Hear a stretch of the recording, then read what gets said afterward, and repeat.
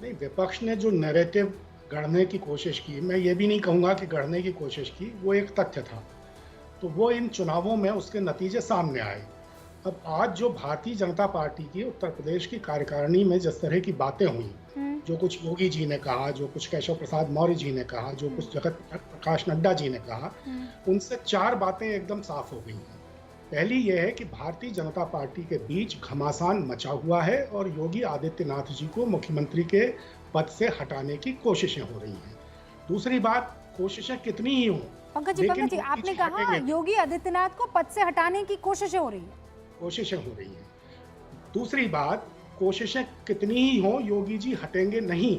अच्छा। तीसरी बात, विधानसभा की 10 सीटों पर उपचुनाव होना है और उनमें से एक पर भी जीतना भारतीय जनता पार्टी या उसके सहयोगी शलभ दलों मणि के जी लिए प्लीज। मुश्किल दिखाई देने लगा है। हाँ।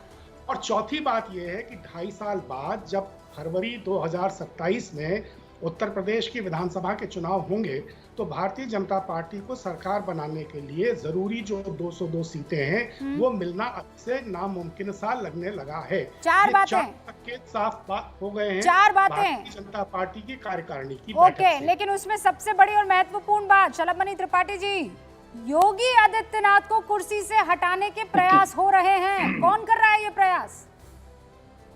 अब जो बोल रहे हैं मुझे लगता है कि वही या उनके जो शुभचिंतक होंगे वो प्रयास कर रहे होंगे।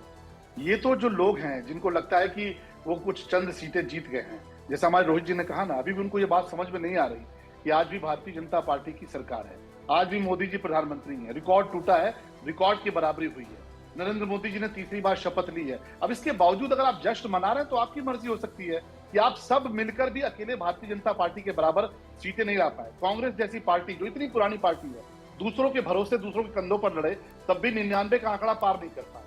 और लगातार अब तक कांग्रेस जितने चुनाव लड़ती आई है, आप उठाकर देखिए 2014 से, वो सारी सीटें मिलाकर भी बोलने दीजिए महोदय, आप तो थोड़ा सीजन व्यक्ति लग रहे हैं। नहीं, फिर 3 चीजें हो गई ना। भदौरिया मत बनिए। नहीं, फिर 3 चीजें हो गई ना। शलभ जी एक सेकंड, मैं चाहती हूँ उन सवालों पर, वो देखिए 3 हो गया अब तो।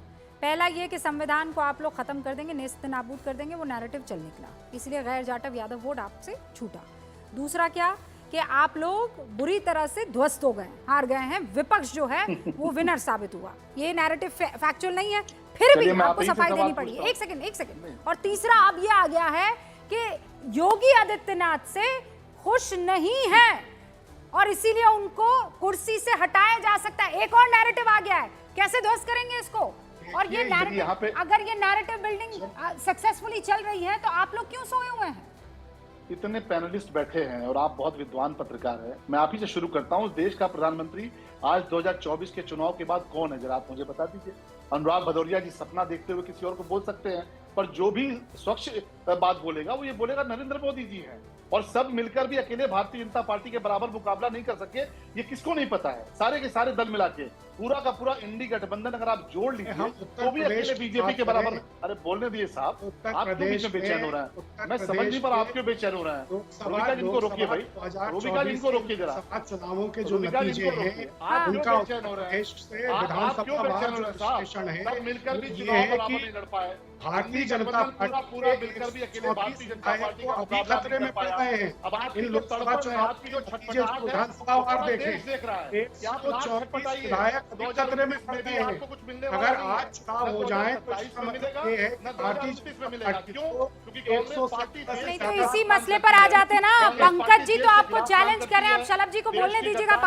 पंकज जी कह रहे हैं 33 सांसदों में से 20 हार गए चुनाव के मैदान में जो उतरे थे भारतीय जनता पार्टी के। शलभ जी वो कह रहे हैं आज की तारीख में चुनाव हो जाए तो गड़बड़ी हो जाएगी।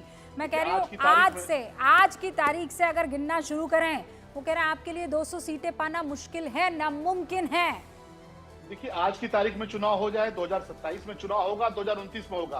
कांग्रेस 370 के साथ खड़ी होने वाली पार्टी, कांग्रेस जो देश के खिलाफ काम करती रही, जिसने इमरजेंसी लगाई, ठीक है, थोड़ा गठबंधन किया, थोड़ा बहुत खेल किया, लेकिन जो जिस तरह की इनकी उम्मीदें थी, आज भी भारतीय जनता पार्टी की सरकार है, आज भी मोदी जी आप ये बताइए कि ये जो विधानसभाओं में उपचुनाव होने वाले हैं, जब 10 विधानसभा क्षेत्रों में उपचुनाव होने वाले हैं, इनमें से भारतीय जनता पार्टी कहाँ जीत रही है? या करहल भारत के दुश्मनों जीतेगी, के साथ खड़ा होना सीसा है। मऊ राहुल जीतेगी, गांधी खुलकर भारत के लखीमपुर दुश्मनों के जीतेगी, साथ खड़े हुए हैं। कटहरी भारत जीतेगी। राहुल सुनिए गांधी सर, खुलकर भारत सुनिए के सर, दुश्मनों एक के साथ इंटरेस्टिंग खड़े हैं। सवाल पर आपने ला दिया है मेरा डिबेट।